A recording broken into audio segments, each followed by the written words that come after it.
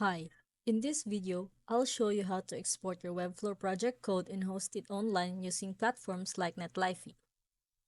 So first is to search Webflow in Google and click on the first link that pops up right here. And in the Designer tab, click the export code icon in the top right, then hit Prepare Zip and Download Zip. This gives you all your site files, HTML, CSS, JavaScript, and assets. But remember, code export is only available on paid workspace plans in Webflow. If you're on the free plan, you won't see the export button. Just like here, it did not appear on mine.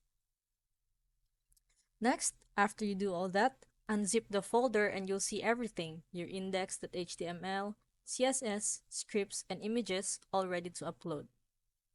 Next is to head to netlify.com, log in, and click Add New Site or Deploy Manually. You can drag your folder in and Netlify will publish your site in seconds. After uploading, you'll get a live URL where your Webflow site is now fully hosted. And that's it.